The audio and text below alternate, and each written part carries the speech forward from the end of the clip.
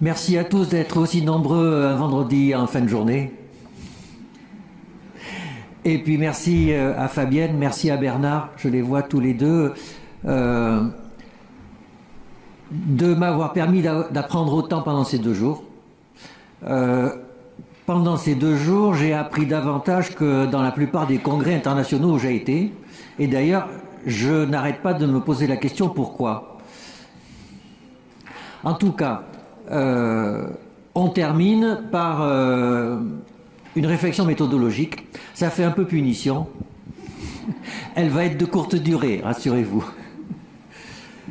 Mais c'est une bonne idée en fait parce que pendant ces 2 jours, on vous a présenté beaucoup de stratégies de prévention en vous disant ben, ça marche, il faut le faire. Ben oui, mais qu'est-ce qui dit que ça marche hein?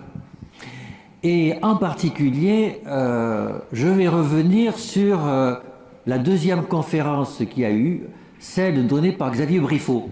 Vous étiez là, la plupart d'entre vous, et je suis sûr que ça vous a interpellé. Alors pour ceux qui n'étaient pas là, je vais rappeler les épisodes précédents. Donc il a discuté des stratégies de prévention en santé mentale qui relèvent du soutien à la parentalité développées en Amérique du Nord avec des sigles PPP, PSFP, etc. etc. Et il dit qu'il était jeune chercheur et on lui dit... Alors, il est sociologue, épistémologue, en fait ancien computer scientist, comme on dit aujourd'hui, donc scientifique.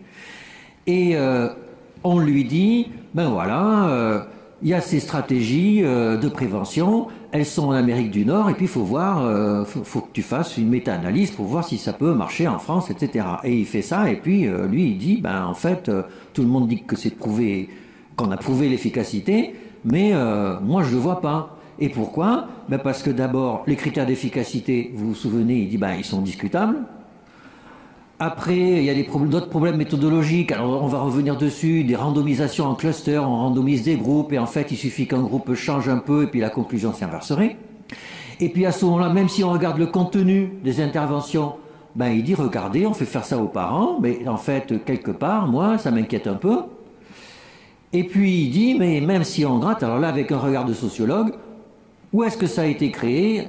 En Amérique du Nord, dans des États avec des valeurs morales un peu discutables, en tout cas de mon point de vue, oui il était très honnête, hein, il disait de mon point de vue, c'est discutable.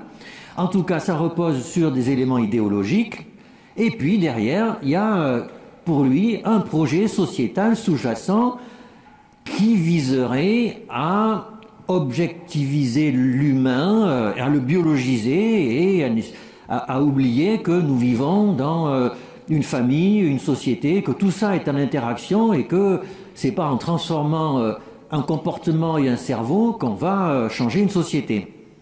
Alors son exposé était, moi j'ai trouvé brillant, professionnel parce que ça reposait sur des faits. Par moments il donnait son opinion, mais il disait qu'il donnait son opinion, et puis son analyse méthodologique, on va revenir dessus, ben elle repose sur des arguments qui sont complètement recevables. Alors le problème c'est que ça c'est l'intermède musical. Le problème c'est que l'OMS, il y a plein d'institutions qui promeuvent ces stratégies de prévention. Alors là, c'est quand même grave. Vous voyez, si un chercheur pointe du doigt qu'il y a des problèmes sur ce que tout le monde utilise pour améliorer la santé mentale de nos enfants et des familles, c'est même au-delà de la question de la validité de ces interventions. C'est la question de pourquoi nos institutions promeuvent de telles stratégies. Est-ce qu'il y a un complot, quoi, en gros? Et alors, il faut faire attention. Vous voyez, l'enjeu est quand même grave.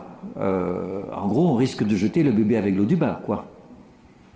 Alors, du coup, ben voilà, je vous propose, dans un quart d'heure, 20 minutes, là, de prendre du recul, et puis de se demander, on va dépioter tout dans le détail pour voir si, dans quelle mesure il a raison, dans quelle mesure peut-être sur des éléments de rhétorique. Il a voulu nous challenger, nous pousser dans nos retranchements pour nous forcer à nous interroger sur, finalement, quand on dit que ces stratégies de prévention sont...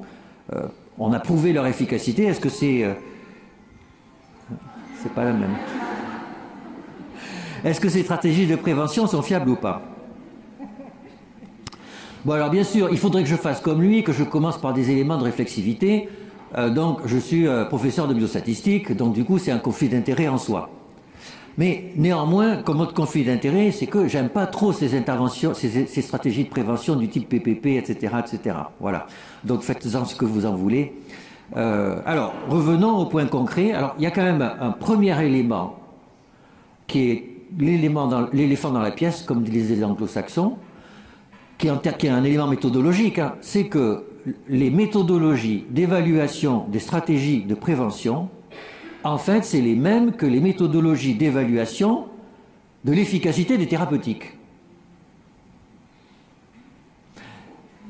Alors vous me direz, ben oui, d'ailleurs j'ai vu ça sur vos visages, ben oui, et alors? Ben oui, mais pourquoi? Pourquoi? Parce que, de fait, a priori, c'est pas la même chose. Une intervention thérapeutique, c'est pas la même chose qu'une intervention de prévention. Donc, de fait, a priori, il n'y a pas de raison d'utiliser la même méthode. Mais en plus, il y a des raisons qui font que c'est différent. Alors, il y a des raisons a priori. Et a priori, c'est plus difficile d'évaluer une stratégie de prévention que d'évaluer une stratégie de guérison. Pourquoi? Parce qu'en fait, les stratégies thérapeutiques, les soignants, ils voient qu'elles marchent. Alors, pas toujours, mais même vous voyez, on critique l'efficacité des antidépresseurs, en particulier chez les adolescents, à juste titre.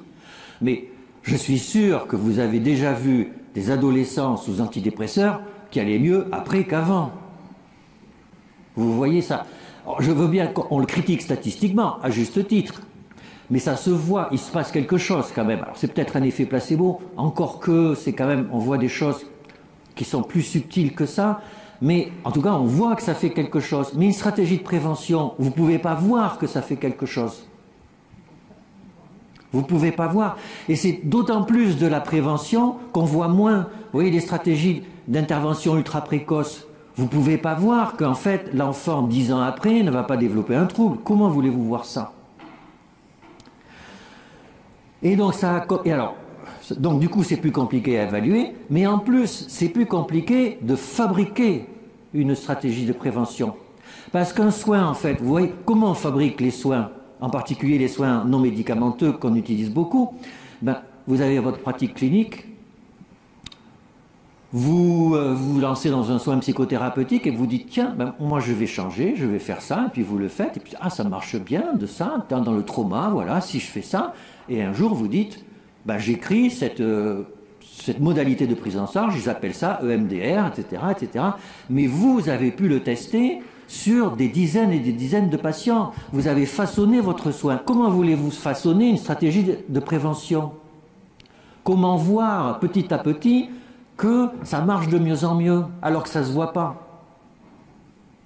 Donc en fait, vous voyez, de base, c'est a priori plus difficile d'évaluer et de construire une stratégie de prévention qu'une stratégie thérapeutique. Et c'est vrai aussi a posteriori. Et ça, on l'a vu dans plein d'exemples qu'on a eus pendant ces 2 jours. Et Xavier Briffaut a sauté naturellement sur la faiblesse. Les groupes contrôle. Il y a eu plein d'interventions, on vous a dit... D'ailleurs, j'ai entendu des questions de collègues dans la salle qui disaient « Ah oui, mais vous vous êtes comparé à quoi ?» Et là, « Ah oui, on s'est comparé à un traitement comme d'habitude. » Ben oui, mais si on compare quelque chose à ce qu'on fait d'habitude, vous savez, ce qu'on fait d'habitude, vous êtes au courant, c'est quand même avec les moyens qu'on a. Et donc, c'est quand même largement perfectible.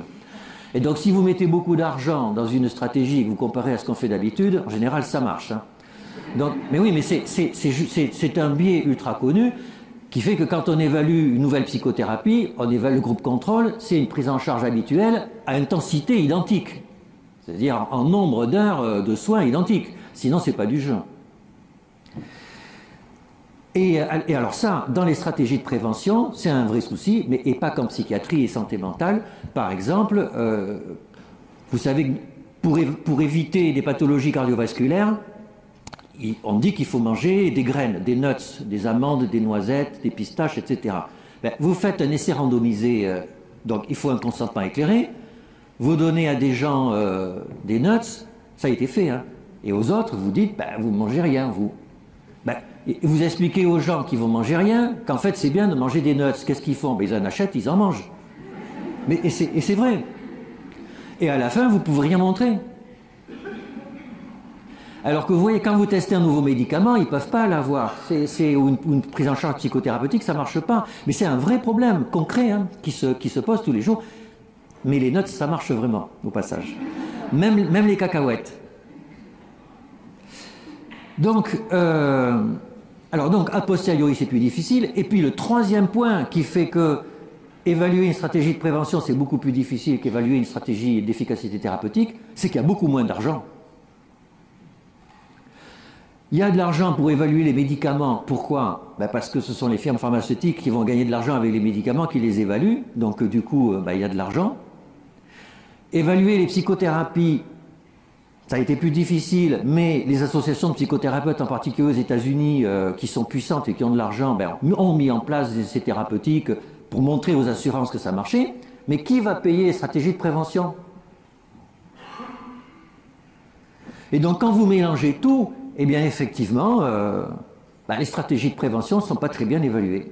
Donc, on peut les critiquer, et c'est ce que Xavier a fait. Alors, et il a eu raison d'être critique comme ça, c'est vrai, mais il faut voir qu'en fait, ce n'est pas sans raison qu'elles sont critiquables. Et puis, il y a un autre effet indésirable, c'est que, comme ces stratégies de prévention, elles sont difficiles à évaluer, qu'il n'y a pas d'argent, donc on ne met pas assez de sujets dans les études. Et puis c'est fait souvent un peu en amateur, quoi. Donc il y a plus de bruit. S'il y a plus de bruit et moins de sujets, il y a moins de puissance statistique. Et donc vous avez moins de probabilité de montrer que ça marche. Et ça a conduit à des drames absolus. Ça c'est vraiment, si vous vous lancez dans la prévention, c'est ça absolument qu'il faut éviter. Je vais vous raconter une histoire qui est stratégie de prévention des infections en EHPAD. On propose de faire un essai randomisé en cluster, comme l'étude qu'avait critiqué Xavier hier, sur le lavage de mains. Donc on prend des EHPAD, stratégie où on dit aux médecins, aux soignants, etc., de se laver les mains, et puis on dit rien aux autres EHPAD. Sauf que comme c'est fait avec les moyens qu'on a, ça ne marche pas. À la fin, vous trouvez quoi? Que ça ne sert à rien. Et les gens, ils disent, on ne va pas se laver les mains, alors ça ne sert à rien. Et donc pour des personnes qui ont investi du temps, de l'énergie, leur foi dans le lavage de mains, à la fin, qu'est-ce qu'ils trouvent? Qu'en fait, ça ne sert à rien. Vous imaginez la violence. Alors, en fait, on ne peut pas dire que ça ne sert à rien. On peut juste dire qu'on n'a pas montré que ça servait à quelque chose. Et comme il n'y a pas de puissance statistique, en fait, vous n'avez rien trouvé. Sauf que les gens, ils voient, il n'y a pas de différence, donc ça ne sert à rien. Vous voyez Et donc c'est très dangereux d'évaluer à moitié des stratégies de prévention. Vous risquez d'être complètement contre-productif. Alors, deuxième point, alors pourquoi du coup on évalue les stratégies de prévention comme ça? Eh bien parce que, et c'est en particulier vrai dans notre pays, c'est que la santé publique en France est dirigée par des médecins. C'est la réalité, les professeurs de santé publique en France sont des professeurs de médecine. Eh bien, la médecine, c'est quoi? Alors, si vous prenez le dictionnaire de l'Académie de médecine, c'est l'art de diagnostiquer, de traiter et de prévenir les maladies. En principe. Mais qu'est-ce qui fait plaisir aux médecins dans la vie? Diagnostiquer, c'est sympa. Guérir, c'est fantastique. Hein, c'est fantastique pour vous, et puis en plus tout le monde vous regarde comme un héros. Prévenir, c'est chiant. Si vous voulez regarder ce qui se passe, prévenir, ça veut dire quoi? Il faut avoir du sexe avec des préservatifs, il ne faut pas manger de viande, il faut être avec un masque, il faut se laver les mains, etc., etc.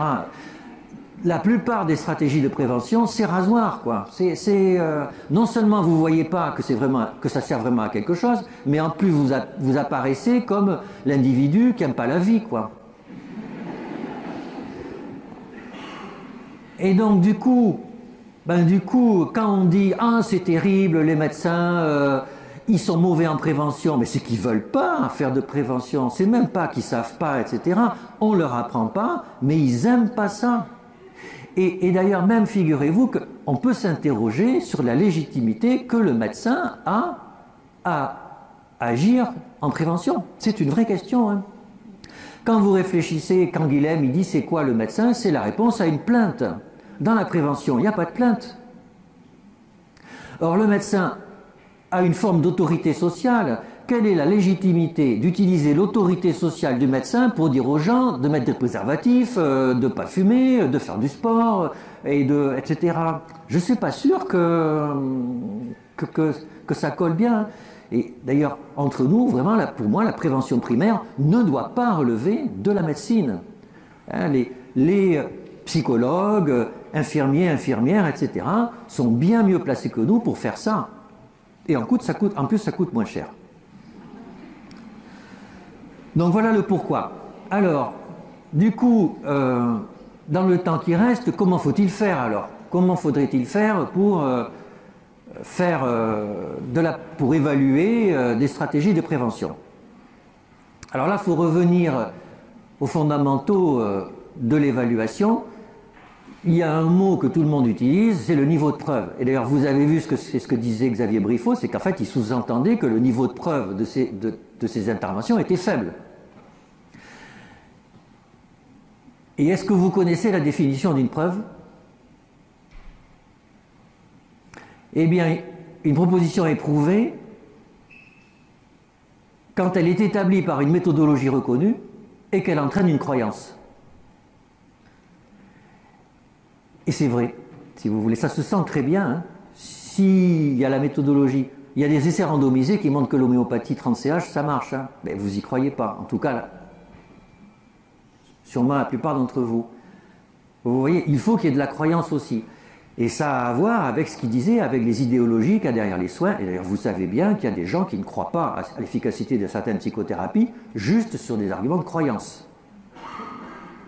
Et donc, du coup, vous voyez, tout de suite, il faut prendre du recul aussi par rapport à ça. C'est que certes, il va y avoir de la méthodologie, mais cette méthodologie, elle est indissociable de la croyance qu'elle entraîne. Et en fait, il y a plusieurs typologies d'émissions de preuves qui correspondent en fait à 4 types de ce qu'on appelle l'efficacité. Et Xavier d'ailleurs l'avait introduit, mais très rapidement. Il y a l'efficacité théorique, l'efficacité statistique, l'efficacité clinique et l'efficacité de réputation. Alors, on commence par cette dernière. Alors, j'ai vu qu'il y avait des sourires, l'efficacité de réputation, c'est-à-dire, on dit que... Alors, chez les patients, vous savez que c'est extrêmement fort, hein, vous me donnez ça, mais sur Internet, on dit que, ou mes voisins m'ont dit que...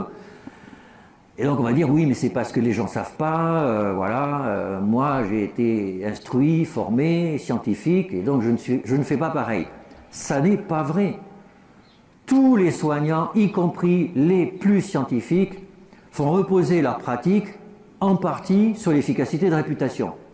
Je prends l'exemple du traitement des dépressions résistantes.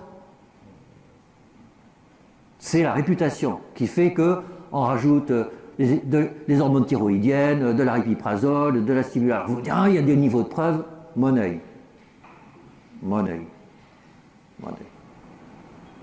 Et d'ailleurs, il n'y a qu'à voir les recommandations de l'Agence européenne du médicament sur les comparateurs dans les traitements des dépressions résistantes.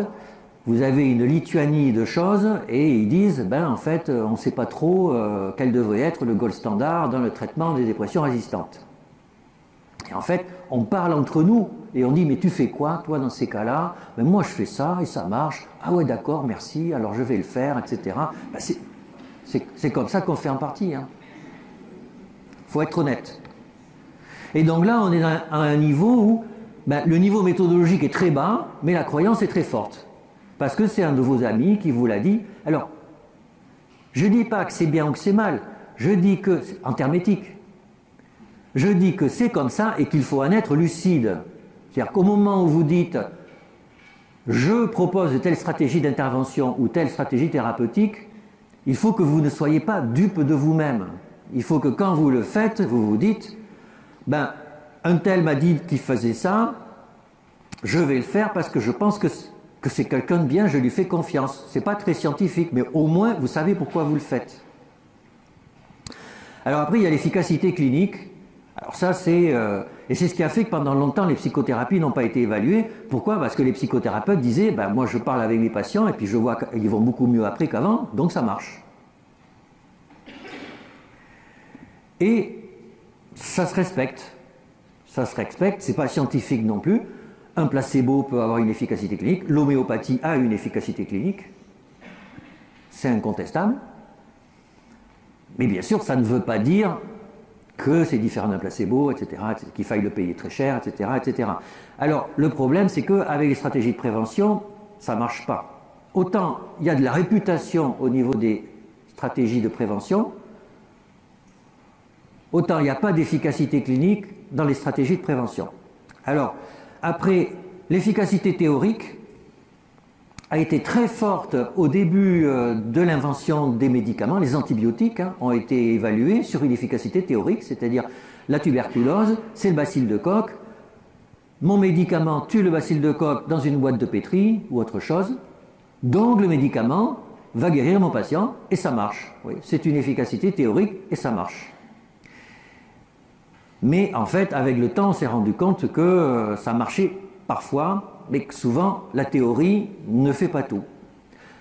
Et il y a un combat en ce moment de l'efficacité théorique avec les thérapeutiques ciblées en cancérologie, où il y a des mécanismes d'action extrêmement sophistiqués qui fait que la biologie commence à remonter dans les niveaux de preuve.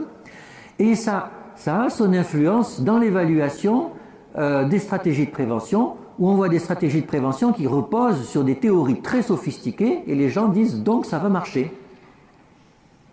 Et alors là, c'est là qu'il y a un problème, c'est que, en fait, autant en cancérologie, la théorie pour expliquer la tumorigénèse, etc., il y a un relatif consensus, autant, et ça, Xavier l'a montré, et il a raison, les théories qui sous-tendent le fait qu'on prévient un problème de santé, c'est beaucoup plus compliqué, parce qu'il y a des éléments sociaux, culturels, etc.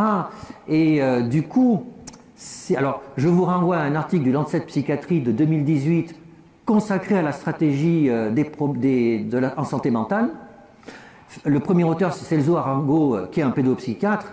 L'article est absolument remarquable, comme les papiers de ce niveau-là, mais il y a un conflit d'intérêt idéologique qui est massif, au sens où leur conceptualisation de la santé mentale et de la psychiatrie repose sur les neurosciences, le traitement de l'information, etc., etc., sans que du tout ça ne soit considéré comme une limite possible.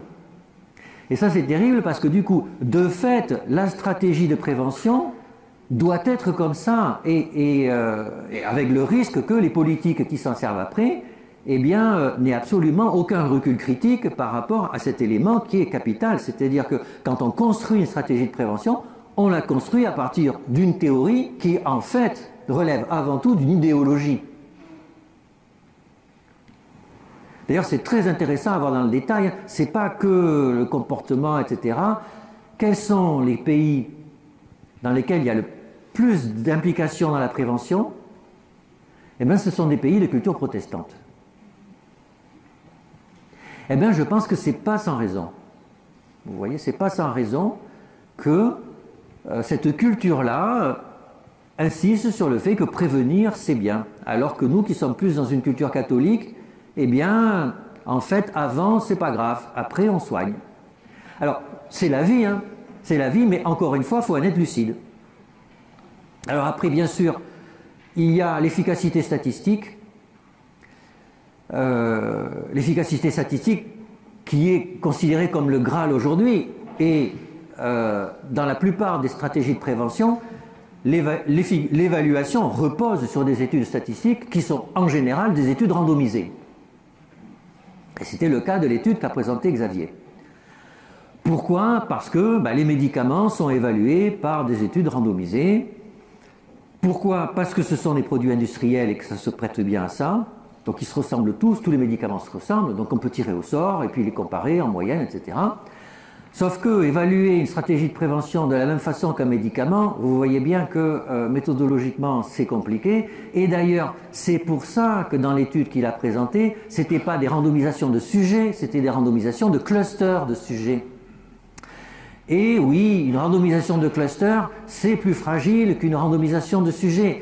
Et donc, c'était un peu facile pour lui de dire « Ah oui, mais là, il y a un problème méthodologique. » Alors, donc c'était facile, mais on ne peut pas lui en vouloir de tirer une corde où c'est facile, parce que tout le monde se gargarise de niveau de preuve sans arrêt. Ben lui, en tant que sociologue, il a le droit de dire « Vous présentez des niveaux de preuve qui pour lui sont très discutables, ben il dit ben regardez vos niveaux de preuve, en fait ils ne sont pas aussi bons que ce que vous dites. Donc quand vous dites que ça marche, moi je vous dis que vous n'êtes pas cohérent avec vous-même. » Donc j'en arrive à la conclusion.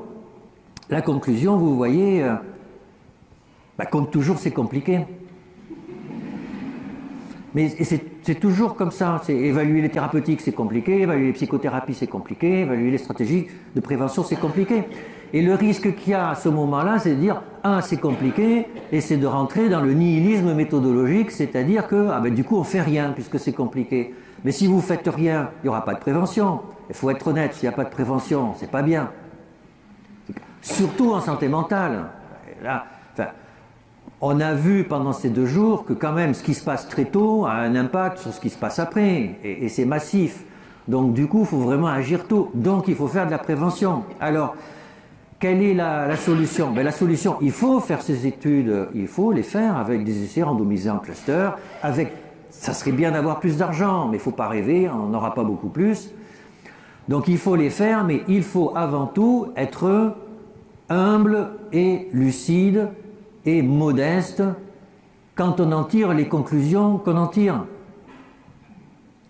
Et ça, si vous voulez, et là pendant les 2 années qu'on vient de vivre, on a quand même été soumis à des stratégies de prévention qu'on peut discuter et qu'on doit discuter. Vous voyez, même le vaccin, il y a des collègues qui ont développé des arguments qui sont assez raisonnables sur le doute qu'on peut avoir sur l'efficacité des vaccins. Mais il faut en discuter. Et en fait, le doute est beaucoup plus faible que la conviction. Et donc, du coup, je considère que c'est bien de se faire vacciner. Et j'ai eu ma 4e dose il y a 10 jours. Vous voyez? Mais il faut pas dire « Ah, le vaccin, c'est bien, c'est comme ça, c'est prouvé, etc. » C'est la meilleure façon de fabriquer des antivax. Il faut accepter de dire à la société « Ben oui, c'est compliqué, on ne peut pas savoir vraiment ou pas, mais on peut approcher le doute. Et on peut savoir dans quelle mesure on a intérêt à le faire ou pas. » Et il faut même accepter, alors vous voyez par exemple, est-ce que désinfecter les surfaces, c'est vraiment bien pour le Covid? J'en sais rien. J'en sais rien. Et puis voilà. Donc les gens le font, a priori ça ne fera pas de mal, mais est-ce que ça fait du bien? Il y a des études qui disent que non. Est-ce qu'il y a une différence entre un masque FFP2 et un masque FFP1? On est tous au courant de ce que c'est maintenant. Hein? Pour beaucoup d'auteurs, il n'y a pas de différence entre un masque FFP2 et un masque FFP1. En tout cas, ça n'a jamais été prouvé. C'est juste sur des bases théoriques. C'est-à-dire, a priori, ça filtre mieux, donc ça protège mieux. Et c'est acceptable, sauf que le niveau de preuve est vraiment très faible. Mais vous voyez, il faut en parler. Il faut en parler, il faut échanger, il faut faire des études. Merci pour votre attention.